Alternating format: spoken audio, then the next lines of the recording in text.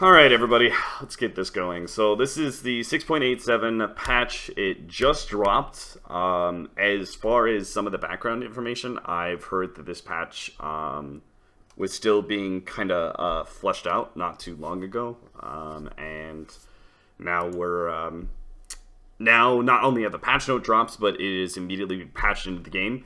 I think this is smart by Valve to. I don't think they had a good time to actually drop this patch just because the event season was going on and now the qualifiers are going, right? So they needed to get this out as soon as possible. I think even with bugs, it's important to get this patch out there and they could just bug fix as fast as they can until and maybe even a balance change before the qualifiers. At least I hope so. Anyway, we're gonna try and expedite this as much as possible. I said that last time, and it was an hour-long vlog. So, reworking of the modes. We're not going to talk about it. It's not really that big. For me, personally, I know a lot of people are excited by banning on all pick, but happy to. Scan ability. That is also something we're not going to be talking about a whole lot. If you guys don't know, Dota now has this team ability, much like Glyph, where you're able to scan a 900 AoE for 8 seconds. It has a 4.5-minute cooldown. It does not reveal in the minimap, but it does reveal, it does consider smoked units. So this is actually an excellent anti-smoke counter that is going to be important in competitive play to be able to utilize this. Teams already have, I don't think people realize that, but teams already have a really good idea based on movement when smokes are occurring. So this is going to kind of reinforce that, right? Is that you... when you think a smoke is going on now as a team, you're going to be able to actually use this ability, scout it out, and see if you're actually right. And maybe you could set it up. There's some starting HP and base mana stuff. This is just increasing the innate tankiness of heroes in the beginning, as well as giving them more mana to work with. It went from 0 to 50, which is important for heroes like Sven. And Chaos Knight. We're also going to be talking about Sven and Chaos Knight with some of the items introduced a little bit later on. Intelligence now increases your spell damage by 1% per 16 intelligence points. I know a lot of people are going to be freaking out about this. We're League of Legends now and all that shit, but to be honest, when I heard about this, yeah, it sounds like League of Legends, but let's be real. 1% per 16 intelligence points is not that significant of a change, right? It's especially if you nerf certain heroes down, if you nerf certain intelligence carries down, which we are going to see impacted in the patch log, it actually does not affect the overall game that much. Now, I may not agree with this. I much prefer the Dota 1 way. I much prefer Dota's history of being able to make intelligence cores through clever mechanics and interesting strategies, but I do think, so I'm not agreeing with this, but I do think it's minor, and I don't think people should be freaking out that much about it. If it was more like 1% per 10 intelligence points, maybe even that would be more of a talking point. But this just obviously gives intelligence cores a little bit more longevity into the late game. The other thing I want to talk about general changes would be the tower aura that is now there. This will obviously help slow down pushes. I think that's great. I think that there was something that needed to do to stop some of these early pushes and to grant the defending team a little bit more of an advantage, because right now the game is very movement based. So oftentimes towers were completely given up just due to the fact that the innate risk of defending that tower wasn't worth it. For example, in this current patch, safe lane towers are very rarely defended, and that is actually really bad for Radiant's side, especially because the Radiant jungle was really easy to take control over due to its innate openness. So you're able to invade, place down aggressive wards, take this safe lane tower, and then the Radiant jungle was yours if you're Dire side. So now there's actually a little bit more incentive for both sides to work around their towers and try and defend those, whereas before, if it was a positioning game, if the team was already there as 4 or 5 because they smoke ganked or something like that, towers were just given up in these sort of situations because the risk wasn't worth it.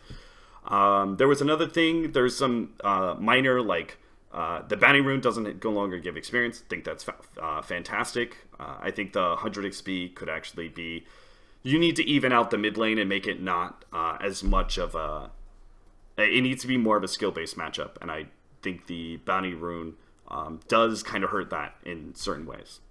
There was another one, the range creep. So essentially the melee creeps and range creep, a single wave still has the same amount of experience, but they made the melee creeps go down to 45 experience given, as opposed to the 62 it used to have, and range creeps get over double the experience, which is going to be the overall experience is still the same, but it does give you more priority in getting the kill on the range creep because it's experience heavy, especially early on in the laning phase, which is important, because the gold difference between the creeps is obviously nothing, right? So it used to be that it was just naturally you could give up a range creep.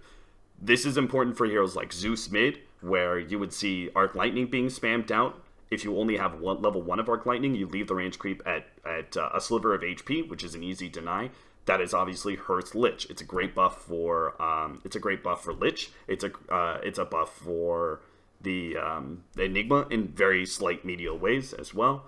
But that, I think, out of like these minor experience changes and stuff, that's not really much to talk about. There's some neutral changes. Again, I actually felt like neutrals were a little bit OP, and I felt like some of those abilities should have been scaled down. They were not. Some neutrals were nerfed a little bit, but for example, it was like mana pool and stuff. Not that big of a deal.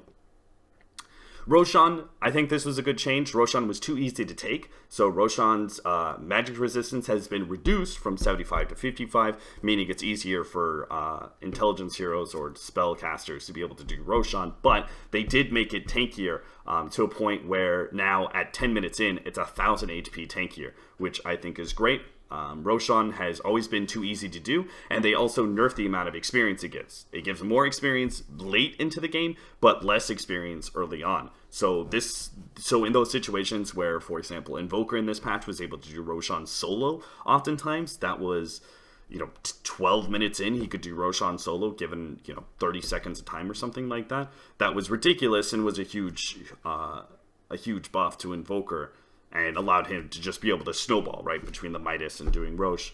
He got very quick levels and was able to ramp up to that level 16 with Aghanims way too quickly. Other than that, Captain's Mode, all this stuff, again, I'm expediting it. I don't think much of this stuff is important to talk about. We'll go over terrain a little bit later, but I'm not going to read these changes to you and try and explain it. We'll take a look at it a little bit later on. So we get into the juicy bits. IceFrog is continually putting in new items into the game rather than new heroes. I think that's probably a better way to go about it if you want to expand the game some more. New heroes have a way of being too impactful in some ways. So the first item is I think the second biggest item that got put into the game, in my opinion, Bloodthorn, which is a combination of the Orchid, Crystallis, and a recipe. It's a total of 7,195 gold, so this is not cheap. This is not a cheap item, but it is relatively easy to build up into, which you'll see is a common theme in some of these items. They're like tier 2 items, I would say. Some heroes will have this super late game as part of their 6 slots. Other heroes will swap this out. But that is going to be a continual theme for the 4 or 5 new items that we're going to talk about. It's easy to build up into, but it is expensive. Of course, you already get the Orchid. You're able to get the Crystallis. That's already a pretty big damage buff. So it's not like it doesn't give some significant returns while you're building it as well.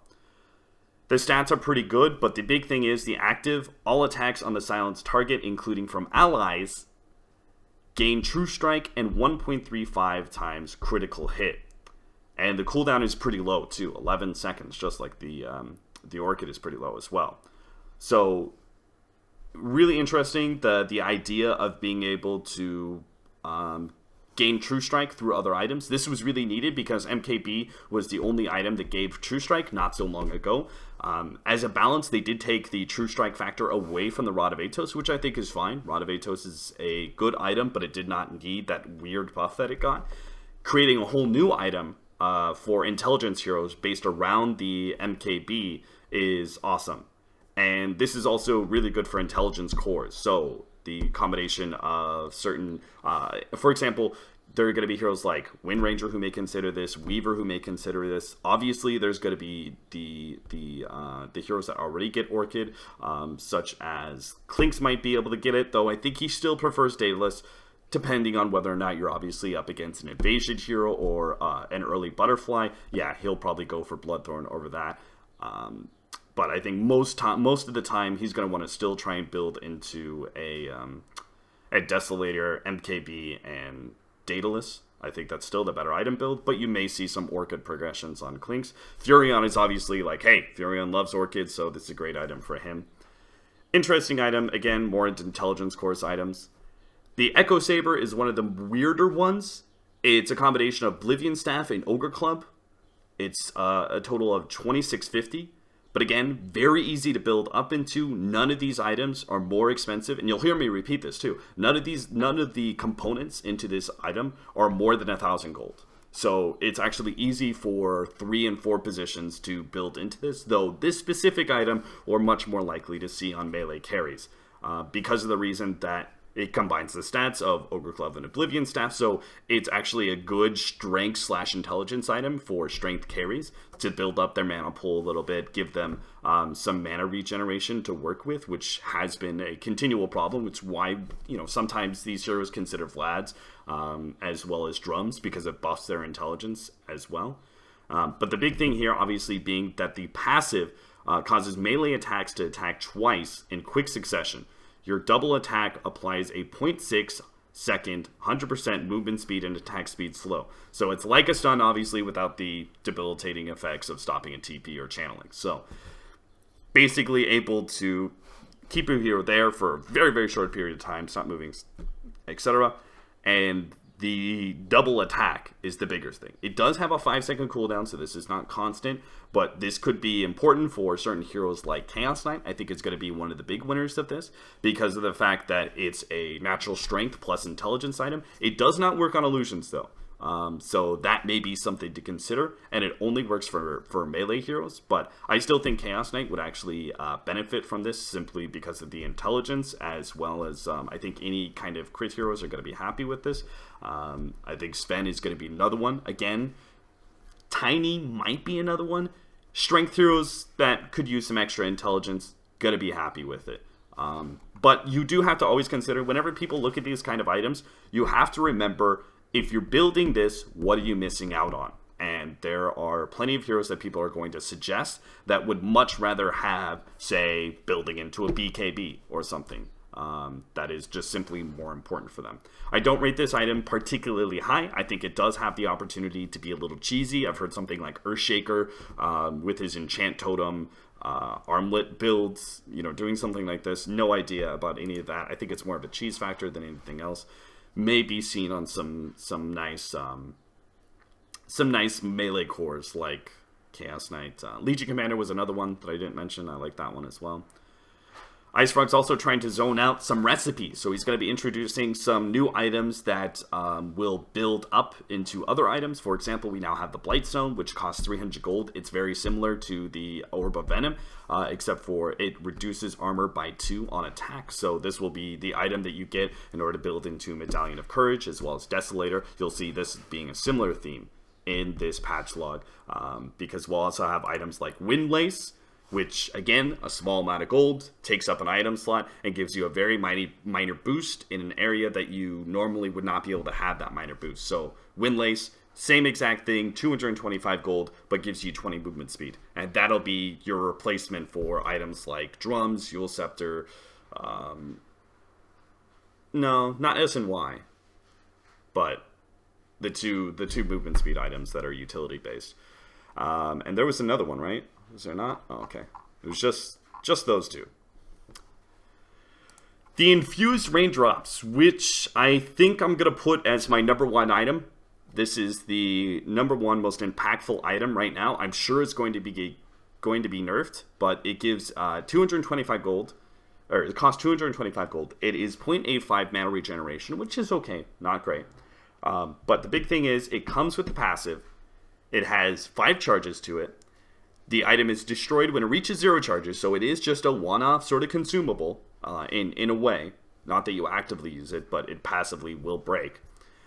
When you receive over 50 damage, it procs, consuming a charge and blocking 120 magic damage. The proc has a 4-second cooldown. Now, this item is obviously quite strong and is going to be very impactful in the early game. Obviously, that's what it's meant for. I think it's supposed to be able to improve the survivability of certain heroes. Like, I think the offlane position is going to benefit a decent amount from this. I think IceFrog's trying to institute an item that will behoove offlaners to actually stay in their offlane rather than moving into the jungle automatically via an Iron Talent. The lane is difficult. Yeah, maybe you die in the first 3 minutes. When you go back to, when you end up reviving, maybe you can get an infused raindrop, bring it into lane, and that'll make a big difference. Now, this means that the item has an opportunity to block 600 magic damage in total, but notice the big thing that they put sort of like in a little addendum. You have to receive over 50 magic damage, but you don't have to receive over 120, right? So there are going to be certain heroes that can abuse Raindrop, that are able to spam out some lesser damage spells and make it proc, but not make it absorb all that much, right? So if you're able to spam out some 70 damage abilities, and you can clear through that Raindrop pretty quickly. But I think this item is still great. I think the combination of survivability and mana regen is going to be a nice item for some supports, as well as maybe an offlaner or two. Tome of Knowledge, 150 gold. On use, it grants you 425 experience. This is probably, I'm going to award this one the most toxic change to pubs, just based on my gut. This only stocks every 10 minutes, and it does not start off stocked. It only starts at 10 minutes. So your very first Tome of Knowledge is purchasable as a team at 10 minutes. In my opinion, I'm not going to talk about the pub impact too much. This is just going to be something that people are able to argue about a little bit more. But I think that in competitive play, this is going to be important to be able to get supports over that hump. So at 10 minutes, if you're not quite level 6, pick up the tome, get your ultimate online. I think this is a way to make sure that supports have an impact, even if the game is going badly in the first 10 minutes. As far as how impactful it is 20, 30, 40 minutes, again, I think it's still meant for supports at that point in time because you're naturally going to be lower level, so the experience is going to be more impactful for you. And that's why I really think it's going to be more of an experience game. Maybe the first tome is given to an intelligence core like the mid hero.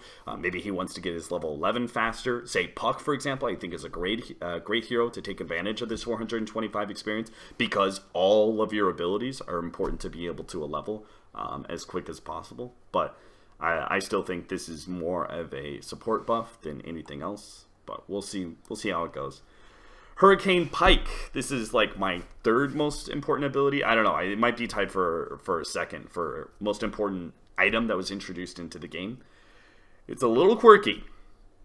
So it combines Force Staff and Dragonlance and has a small 250 recipe. Again, an item that is built up into which none of the components are worth more than 1,000 gold. So it may be expensive, 4,375 gold for some supports and utility type heroes, but it is relatively easy to build up into. It gives, obviously, decent stats. It's just a combination of Dragonlance and Force Staff for the most part. It does give 20 plus agility. That is the big between intelligence, agility, and strength. Agility obviously benefacted a lot more, which is where you're going to start pointing towards certain agility heroes. But first we're going to talk about the active. When used on an enemy, it pushes you both away from each other 450 units each, and allows you to attack that target without range restrictions for 4 attacks for a maximum of 5 seconds. Does not give vision over the enemy, which is an important part for some cheese factor. And works normally like Force Staff when used on self or allies, which is another important factor because you don't want to, as a utility or support style hero, build this item and not be able to get the full use of it. 14-second cooldown, it is what it is. So, many people have pointed out that Enchantress and Drow Ranger may be the two heroes that benefit this from the most. Draw Ranger, one, it's an intelligence or agility item primarily. Plus 20 agility is not terrible. Builds Dragonlance, which is, I think, a natural build-up item for Draw Ranger in some factors. I think it's still pretty decent. People, when it first got instituted into the game, pointed to the fact that you could disassemble it and build BKB and Butterfly. That didn't prove to be true, because it turned out that people would just, for the most part, rather build their earlier BKB than stalling it with the Dragonlance item, but sometimes it did happen. The active, though, being able to get some of these more stationary glass cannon style cores away from melee heroes that are able to initiate is going to be a big buff for, again, Draw Ranger. Enchantress, obviously, just because she abuses distance. I think OD may be another hero that gets a benefit out of this. Again, if there's a melee hero that jumps on you or something like that. But I think it's mostly an Enchantress item, sometimes a Draw Ranger item. It's also going to be a support utility item. So for the most part, I think that this item is a little weird, a little cheesy. You're going to hear some talk about like Enchantress doing really stupid things like X marks the spot or Chen send back into this Force Staff. So yeah, X marks spot an Enchantress, she runs forward, Force Staff somebody, and then she gets 4 free auto attacks where she's able to get max damage. Don't worry, Enchantress did get nerfed, so it's not super OP, but it is a little cheesy. There are certain plays to be made, I think, with this, where you're able to get, from a utility or support standpoint, with a Blink Dagger, you can go ahead and blink, when someone's trying to siege high ground, you can blink past that person and Force Staff or Hurricane Pike them, and it won't actually matter at that point if they're facing into your base, because then you're just, you're able to push them inside kind of guaranteed. That's another, like, really weird factor, but I think this item is just all around weird, but I do think it's strong enough to have an impact in the game. It's just going to be very situational. Situational on certain heroes, situational on just game flow as well. Some item changes. I don't think anything real big happened with some of the typical ones. Abyssal Blade now builds from Basher and Vanguard, which I think there are certain heroes that would love to get Vanguard, but their item build's a little bit stalled out. Anti-Mage Vanguard may become a thing again, just because you're going to build into the Abyssal Blade eventually, right? But all around, I'm not going to talk too much about that. We had some small nerfs, such as the Ether Lens. Armlet got buffed up a little bit, now grants 5 armor when you activate it, which I think is good. Armlet is a very underutilized item, and I think it was just a little bit too overshined by many other stat items. Same goes for the Blade Mail. This is really where the big buff comes in my opinion. Blade Mail is one of the items that got the biggest buff. Now returns damage before any kind of reduction and returns it in the same type as it was received. So if you're putting out physical damage into a Blade Mail, you take physical damage. If you're putting out pure damage, you take pure damage. Really good. This builds into no longer ignores spell immune enemies. So this only applies if you're putting magic damage. If you are BKB'd and you're putting magic damage into the hero with the Blade Mail, you do not receive magic damage. Also, at the same time, if you're putting some sort of AoE magic damage into a hero that has popped both Blade Mail and BKB, you do not receive magic damage. But otherwise, really big buff to the item. I think this was absolutely needed. 9 times out of 10, Blade Mail was just overshown by several other like strength or stat giving items. Now you have some real incentive to go for it. Big buff to Axe, big buff to Clockwork, who also received another buff. And we're going to see also it's going to be heavily impactful to some of the more Glass Cannon style heroes that don't like to build BKB. So, for example, Enchantress is now more affected by this, as well as certain heroes like early on OD and those sort of heroes. Big buff, really like the Blade Mail change, awesome stuff. Bloodstone initial charges increase from 8 to 12. This is quite significant for Bloodstone heroes, but again, it's not going to change whether or not you pick up a Bloodstone in the first place. Butterfly, nothing to really talk about here. Diffusal Blade was the other big buff here. Diffusal Blade got nerfed for illusions. They reduced the mana burn for melee and ranged illusions from 25-12 to 20 and 10, but they buffed it for actual heroes. So mana burn by melee ranged heroes increased from 25 to 40. This may open up certain possibilities for high attack speed heroes to get the Diffusal Blade, because ever since the change where they actually dropped the mana burn from the last patch, it really isn't an item to consider. But now there may be certain heroes, for example, Wind Ranger. Wind Ranger may consider a Diffusal Blade now. Not entirely sure if that's going to be a good build-up. It leaves you really squishy still, so this is probably, again, situational based on what sort of enemies you're facing. Obviously, if you're facing Medusa, it's a great item pickup. But other than that, they also increased the cooldown of Purge from 0 to 2. This is really good because it was stupid when you were able to purge multiple enemies or allies just instantly. Boom, boom, boom, boom. Was not a very healthy thing for the Dota scene. Dragonlance is now more of an intelligence item rather than using the quarterstaff. No big deal. Drums got a big nerf. This is good. Drums was being overly used. It uses a Bracer, Ring of Regeneration, Windlace, and a 700 recipe. Now, you may be surprised by the stat change, because it previously provided +9 to all stats and +3 damage, which was absurd, by the way. If you want to compare that, it was an item that cost $18.50. You compare that to an Ultimate Orb, which gives you 10 to all stats, and you can kind of see where this goes. It was just an insanely good stat item that was picked up by multiple cores. And I think that IceFrog's trying to scale it back into more of a support/utility pickup, because the stat change, despite a Bracer being built into it, still gives +9 intelligence, but only 6 strength. Still gives 3 agility and 3 damage, as well as 3 HP regeneration, obviously from the Ring of Regen. But this is this lowers the cost a little bit, but definitely hurts the stats of the item a lot. And if you're going to be building it now, it's going to be a little bit more for the aura and the active, rather than, hey, I need to tank up on X hero, let me just build the drums. I mean, we saw Tidehunter drums, for God's sake. That has to say something.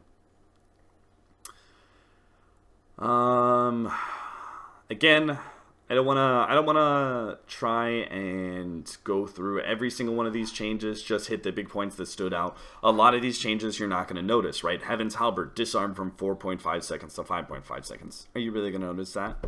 Somebody's going to try and argue with me and be like, no, this is a significant change. It changes the item entirely, but it just doesn't. Dota's very much a game of feel, and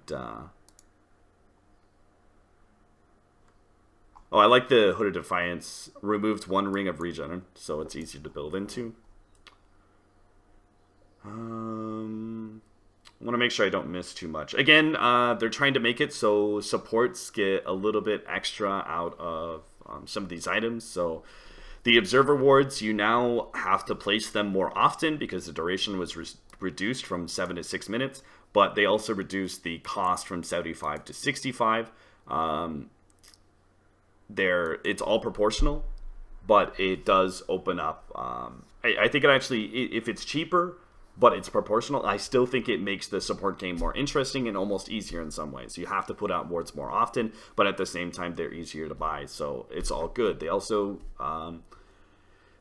buffed TP scrolls, making that cheaper, which again is way more impactful for supports, seeing as the cost of buying a TP is a much more significant percentage of their net worth. There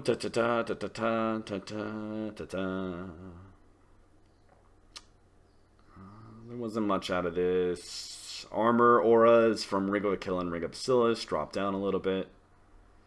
They removed the True Strike on Rod of Atos. We talked about that earlier. I really like this meme change for Sange as well as SNY. They changed it from the slow. They increased the percentage chance from 15 to 20, but they dropped the slow for ranged heroes to 10% for the Sange, and for the SNY They reduced it from 32% to now 26-13. So this means more often you're going to be able to get this slow, but it won't be as impactful. The SNY goes from 16% to 30%. That's a pretty significant jump up. I really like this change because it screws over the... SNY is meant to be a mid-game melee item, but it was too often picked up by range heroes because they could just abuse the fact that you're able to kite melee heroes around, given the fact that you were able to get a 32% slow sometimes, which would just destroy some heroes. So this gives more incentive for the melees and screws over the range heroes a little bit.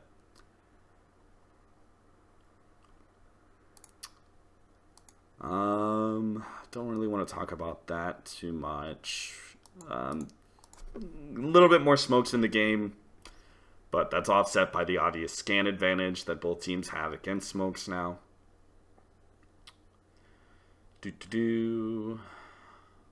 Yeah, I think that's good. I think we covered the items for the most part.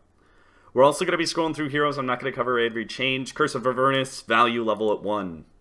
8%. Good stuff. Cold Feet, Ancient Apparition. The big change is that Cold Feet damage starts at 0 seconds, which means that heroes can't instantly blink out to the moment they see you when you try and get some damage on you. Good change. Arc Warden, get fucked. Don't care, he's not in CM mode, so we're not going to talk about him, but he's obnoxious for pubs, and he's going to be a little less obnoxious now. Axe. You already saw the buff for the Blade Mail. He's going to get another buff here. Counter Helix damage type changed from physical to pure damage. They reduced the Counter Helix damage to reflect that, but that's still a big buff. You would rather have consistent pure damage rather than be able to output more physical damage early on in the game and abuse low armor, but scale worse because everyone's obviously going to get a lot more.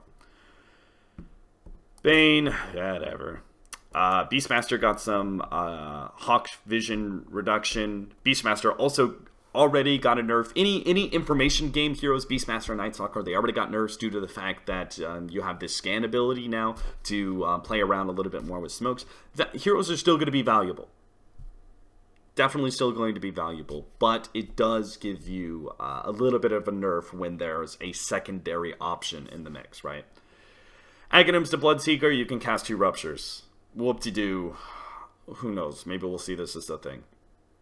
Shadowwalk, Bounty Hunter, mana cost from 50 to 65. This actually hurts him a lot because his mana cost is, or his mana pool is already pretty low. If you're able to successfully gank in your first couple of go-rounds, and maybe you get to level 3 off of Bounty Rune pickups as well, you're not going to be able to go to the side lanes most likely and be able to use Shadowwalk to enter in and use Shuriken. Probably going to have to go to back to base at some point in time, which does slow down the Bounty Hunter's impact in the laning phase. Brewmaster got some, I would say, some buffs. Pulverize was not a particularly reliable ability, so instead they gave Demolish. So Brewmaster, who's a teamfight dominator, this gives you more incentive to 5-man and go for that team fight. And if you win it, you're then able to take towers faster because of Demolish. There were some change-ups in damages. All around, it seems like more of a buff than a nerf. But it did really hurt the other pandas a lot. Storm as well as Earth, their damage was very heavily reduced, while the Fire one was buffed up a little bit. You'll see some of this, but the fact that that they do get a little bit more pushing power, and the Windwalk Panda got more backstab damage. Let's be real, even in competitive games, you don't see that happen too often. So, Bristleback, damage threshold for his passive reduced from 230 to 210. More quills, baby, more quills. I really like this buff. Double Edge cooldown reduced from 8 seconds to 6. The point of Centaur is for him to be a nuking strength hero, and 8 seconds was way too long of a cooldown for his big nuke, so I like that they changed that.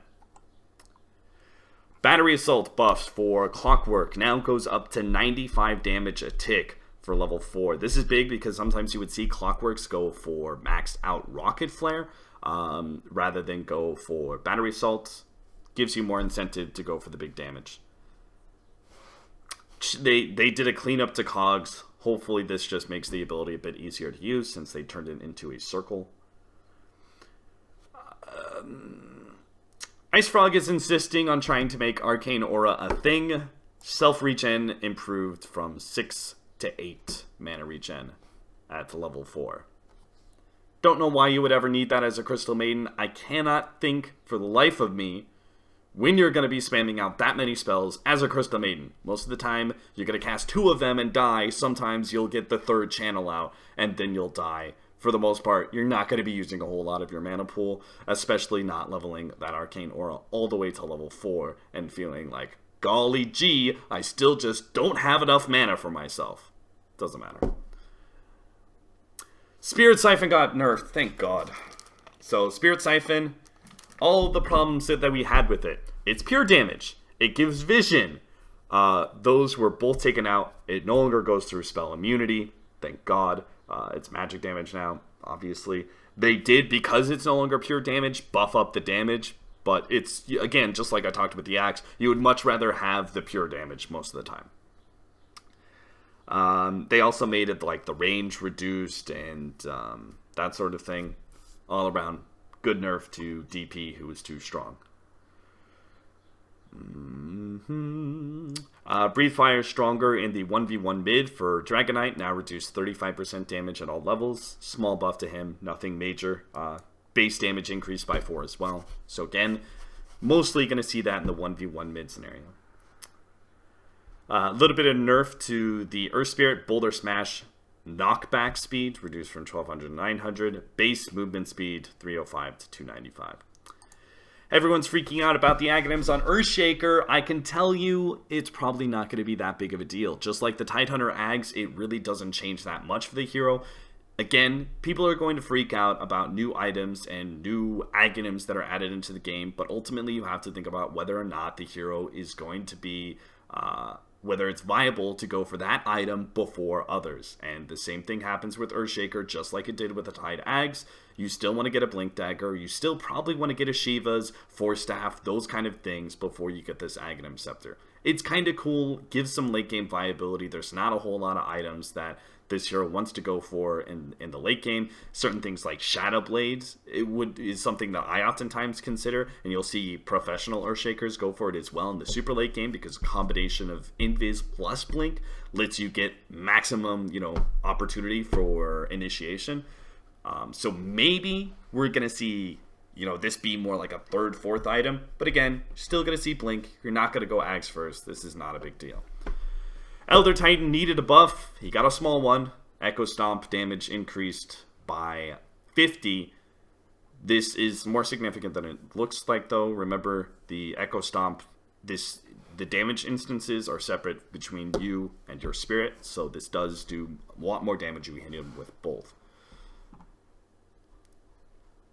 Impetus damage. So we talked about that item. What was it called? I don't even remember. Dragon Hurricane Pike. Yeah, Hurricane Pike. Good lord.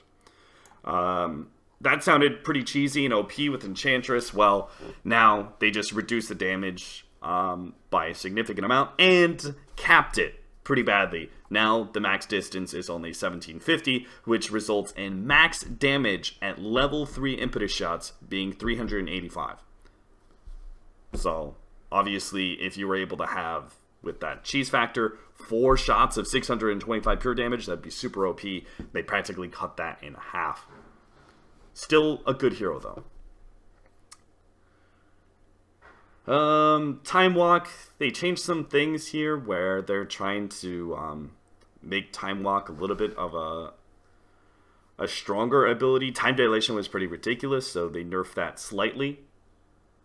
And oh yeah, consistent damage. That's what I really took away from this. Consistent damage. Time Lock no longer does double damage inside the Chronosphere, but it does more damage regularly. This just means you're less of an RNG hero. That's all it is.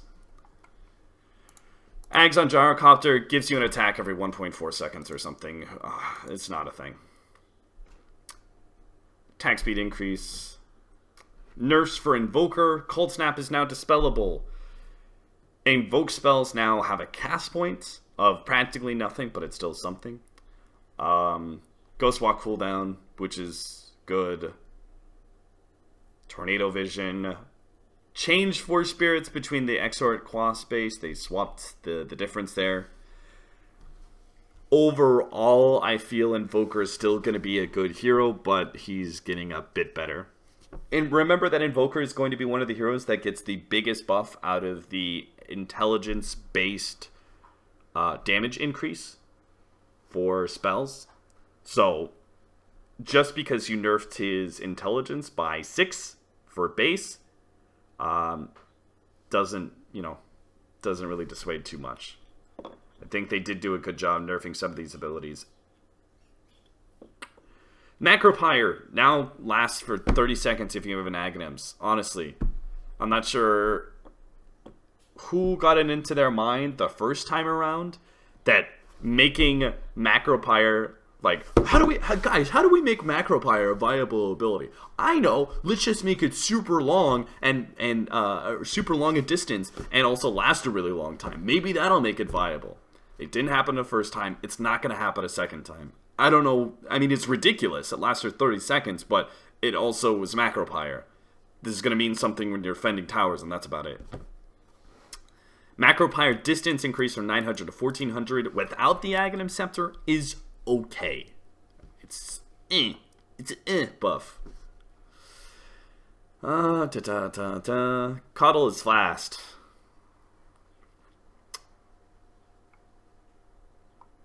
Duel is strong. There's another hero in here that I thought was... Oh yeah, Spirit Bear's Entangle now uses the pseudo-random distribution. I mean, this is both good because we're going to see less roots constantly, but it's also... you're going to see some lone druids abuse this when it comes to right-clicking creep, right-clicking creep, right-clicking creep, and then attacking the enemy hero. Whatever. I'm sure it's fine. Savage Roar definitely needed a nerf of some kind. It did not get it, though. Instead, they just reduced the damage of Battle Cry. Medusa needs a buff, especially with the Diffusal Blade change, so they made Stone Gaze stronger with the damage amplification. They're trying to make Stone Gaze a thing. Most of the time, it's not. Most of the time, it is not. Somebody said don't skip over Lich. I forgot about this. Frost Blast and Chain Frost slows are now independent debuffs, so it was really dumb that the ability essentially that this hero had 2 slows, but they didn't work independently of each other, so now they can stack. Fantastic. Lifestealer can no longer infest agents at level 1. What a dumb cheese strategy that was. It's a Scepter Timrana. Starstorm. Random Starstorm every 8 seconds. Whoop-de-doo. I don't really care. Replicate damage dealt increased from 50 to 80% for Morphling, and hybrid cooldown reduced from 120 to 70. I swear to God, IceFrog's just trying to make offlane Morphling a thing, and I bet we're going to see it become a thing. I'm not even lying. Not joking. Mirror Damage Illusion increased. Most of the time you're using this to Radiance and spam out Riptide. It's fine. Whatever. No, you're... Okay. Man, the one time I look at chat is for... The one time during this whole entire thing, I look at chat and it was for a stupid thing. No, you're supposed to talk about Lich because of the 90 experience range creep. I already talked about that in the beginning of this video. Don't interrupt me. Yeah, this doesn't really change too much because most of the time you're just spamming out Riptide and Radiance burn damage. So, the Ags from Naga Siren may become, like, again, if you see support Naga Siren come back, maybe then we can have this conversation. Other than that, it doesn't matter. Nature's Prophet, when he feeds Treants, he gives more gold. Good. He can't use it to scout as much. Good. Reaper Spawn, yeah, I don't remember. This wasn't too much. Oh, Reaper Scythe damage, actually this was significant. Damage factor increased. At level 1, it goes from 0.4 to 0.6. This is a pretty decent damage buff considering Veil of Discord is already an item. So it's cool. Fixed by Carapace, not preventing damage when a spell immune attacker damages you. This is not significant, it just really bugged the shit out of me. And yes, I did use that pun intentionally. It was just really dumb that worked that way. Gave him a little bit more of the Ogre Magi treatment. A Scepter to Oracle, which you can now spam Purifying Flames every 1 second. Oracle is still a strong hero, and I think people will realize this if we get into a meta that is a little bit slowed down. The hero's just not good in faster paced metas. OD got some nerfs. No longer gets as much intelligence steal out of his orb. And the cast range from Astral Imprisonment was reduced. This helps the 1v1 factor a bit more, and obviously makes OD throughout the whole entire game not quite as strong. I like it. Screw OD. Stifling Dagger now does a real physical damage attack for 60 plus a percentage of your attack damage based on how much you've leveled it. All attack effects work and behave as if your hero performed them. So you could legitimately Stifling Dagger crit someone and kill them. Not just the Stifling Dagger crit, but now you actually get a potentially 70% of your attack damage. You could get something off of that and kill somebody with it. This is important because Phantom Assassin has been getting reamed in the ass constantly through these patches. The 50%, when we reached the 50% evasion, she got a peak. And then we started getting into certain items that give you True Strike, and there was a pure damage meta and all these sorts of things. Phantom Assassin has just not been good for a decent while now. So this does help. I think it's a clever way to work the hero into the meta. We'll see.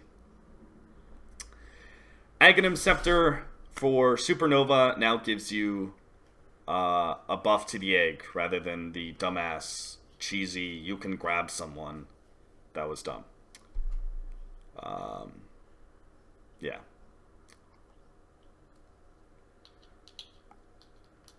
Increased Illusory Orb speed by 1. Don't think Puck needed a buff, but whatever. They gave it to him anyway. Riki is now in Captain's mode.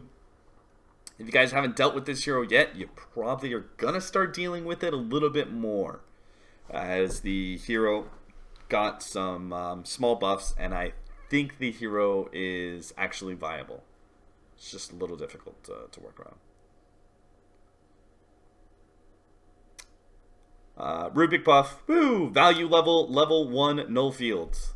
Get it, boys. Go 1-1-1, I think, is the build with 10% damage, 10% magic damage reduction. Sandstorm, max channel at level 1. Somebody tried to tell me that this is a really big buff to Sand King because he could jungle at level 1. The thing is, Sandstorm is still really slow at doing neutrals at level 1. So, good luck with that. Still probably need level 3, and then it's pretty much mute. Small buff to Shadow Demon. Still is dependent on the meta. Buffs to Shadow Fiend, which may be able to bring him back from the edge of oblivion. The damage lines, travel distance, rescaled to... you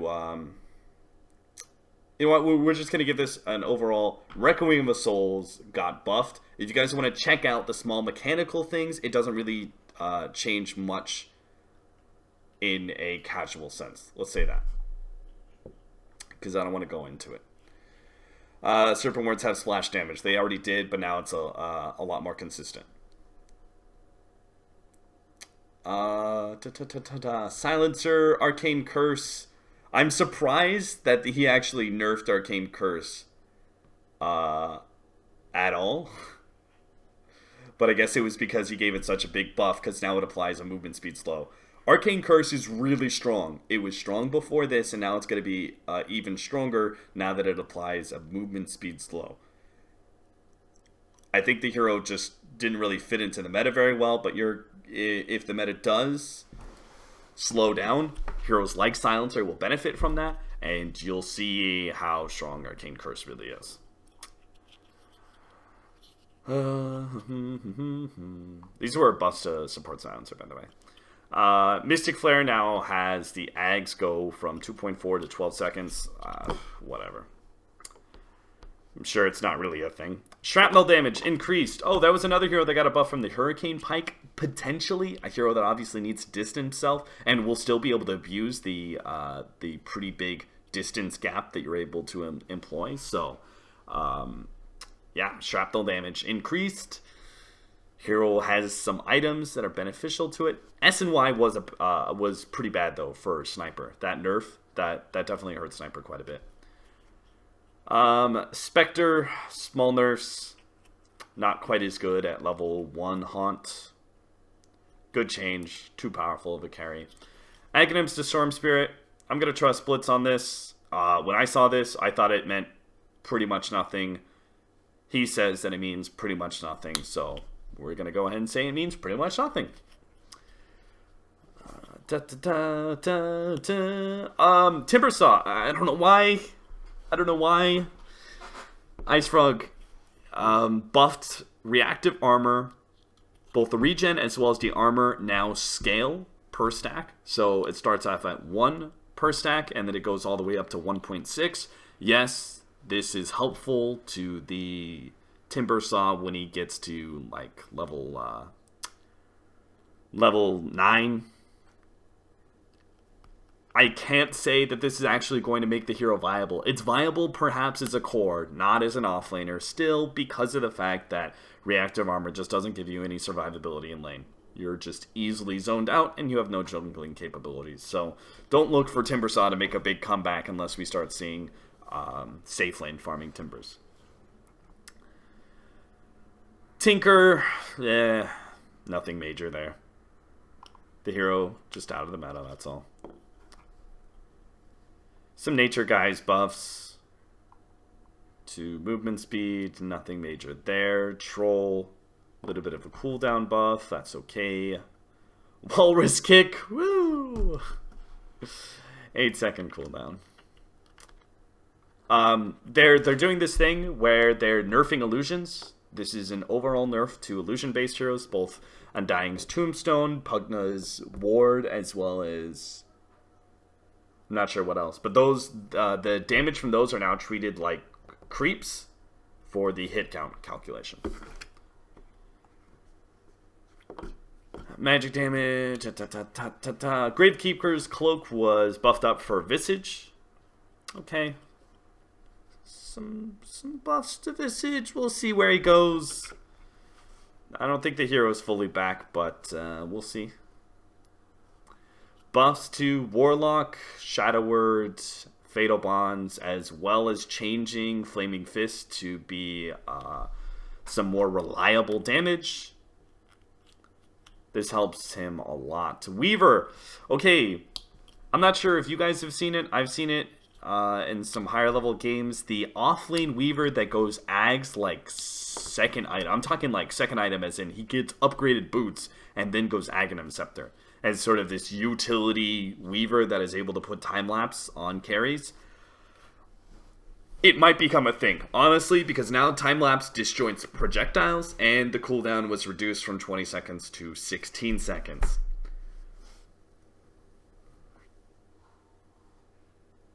I don't know. I think he's trying to make it a thing, just like the offlane Morphling. It's not up to me to say whether or not that's going to happen. And Aghanims to Winter Wyvern, which allows you to toggle Arctic Burn and drains 40 mana per second. Very similar to Witch Doctor's Voodoo Restoration, but instead you can be a flying bird that attacks things. Cool beans. I mean, it's actually significant late game. It really is. It's a significant buff to Winter Wyvern late game. It's just a question of whether or not, how much are you going to see late game Wyvern be able to pick up this item. We'll see. Mortal Strike now does critical hit for double the value when attacking non-heroes. When I see this, I'm just kind of like, are you trying to make jungling Wraith King a thing, Ice Frog? Because I don't want to see that in my pubs. That sounds awful. I'm sure he's just trying to make it so Wraith King has some way to be able to keep up his farm, because the problem is Wraith King has to get Midas in order to continue his progression past 30 minutes. So this will help mitigate that a little bit. Now he's able to just jungle a bit faster. Zeus got major nerfed. I'm not sure why. I thought the hero was fine where it was at. There was definitely some intelligence cores that were way above Zeus when it comes to the tiers of mids. They reduced the percentage of static field damage. Static field no longer disables Blink Dagger, which I'm okay with, but again, that's still a significant nerf to this hero. And they reduced the damage of Thunder God's Wrath. Can't really say why. Maybe it's because the introduction of Veil of Discord, they feel like the hero was made too strong, but Zeus definitely has some problems of his own. Alright, time for some terrain changes. I told you guys I wasn't going to talk about it because of the fact that... Oh, look, there's the protection aura from the armor.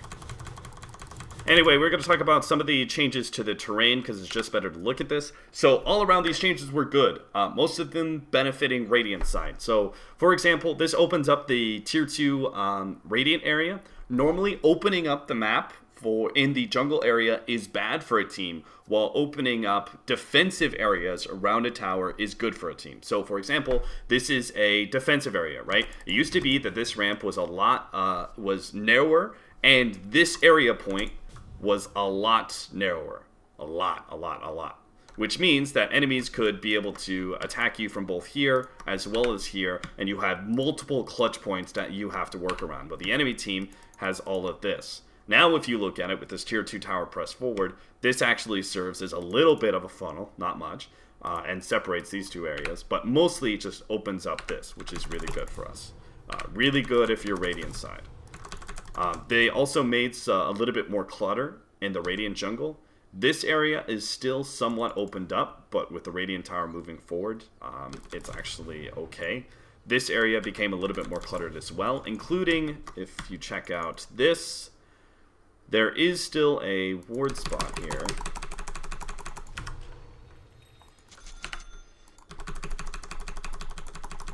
There is still a ward spot here, I believe, yeah.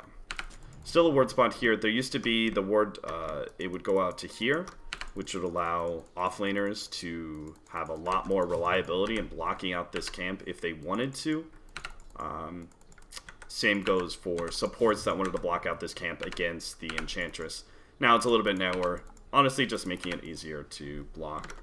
Nothing too major. Let's see. They added a ramp. You now have a ramp through here. This makes it easier for Radiant side when they smoke up and go for a gank behind the Dire 1 Tier 1 tower. If you look at Radiant side, you have this ramp to be able to enter into the Radiant offlane tower, making it a lot quicker to gank. And speed is important. Speed is actually really important in the game. Your movement around the map... Sorry, I just want to use this.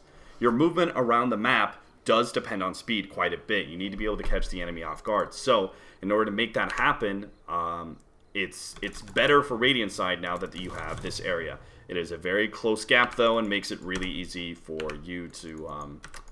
really easy for bad invasions to happen, essentially. Gets you a little bit faster here. Also makes it a little bit quicker for the offlaner to rotate into mid if he doesn't want to go through this river area and go all the way through, potentially being seen by wards and such. This makes it better for the offlaner for him to rotate out. So all around, this is just a movement buff to both sides, right? Easier, faster for supports to gank the offlane tower, faster for the offlaner to abuse, say, Radiant mid-hero diving into the Tier 1. Easier for him to actively try and get into the mid area. Like, if we see Clockwork return, right? Clockwork's no longer going to have to run through the river or run all the way around this area in order to get an opportunity to get to mid. He just cuts through this area real quickly. And again, might be able to get that hookshot off before your supports call missing on the Clockwork. So that was just an overall buff there. This ramp also got a little bit narrower. Good fight Dire side all around. What else? Oh, there was a ward camp. This again goes back to the big difference between Radiant and Dire side. If you look at Dire side, it's very cluttered and segmented, which makes it hard for Radiant to be able to invade and set up really good ward spots. There's spots like here and here, which aren't which are okay, but only control these two camps, and doesn't control the rest of the jungle. And then there's areas like here and here, which again control these two areas, but doesn't control this hard camp. Whereas if you throw down one ward anywhere in these areas, you're controlling 3 different camps at once. Right, so it was just better overall. It was just a lot easier for Dire side to invade the Radiant jungle. This will help, obviously. This ward spot, I mean, it's super obvious, but it does give you a lot better control over the Dire jungle than you ever had before, because it even gives you vision of this camp. Notice that? 3 for 3. You throw it down here, you're controlling 3 camps. You throw it down here, and you're controlling 3 camps. So awesome. Yeah, super obvious ward spot, but it still works. It is what it is. Good buff to Radiant. Let's see. Tier 3 towers were moved back a little bit, making it so you can't abuse the setup as much. So if you were a ranged hero with significant range, like Enchantress or maybe some sort of Dragonlance hero, maybe even Sniper returns to the meta. Obviously, he's still going to be sitting below the ramp, but some of these heroes will have to get a little bit closer, right? We'll have to get a little bit more into the ramp area in order to go for this tower, which, again, is just a defensive technique. You want heroes to group up around the ramp. Choke points are your friend when you're the defending hero. There's some juke spots and stuff, apparently. Like this. Or, yeah. Something about this changed. Whatever. It's not a big deal. Just know your juke points. You're going to be okay. And I think that's it. Again, there's some side pass and stuff. But all around, it's not that big of a deal.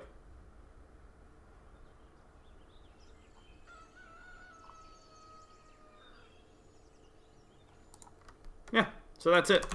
That concludes our patch log analysis. I'm going to play shit tons of Dota because Veggies is going to be playing in the qualifier, and obviously nobody knows shit about what this meta is going to be like, so we got to try and figure it out first. I hope you guys enjoyed it. And for those of you guys who missed some of it, I'm going to upload it to YouTube right now, so check that out.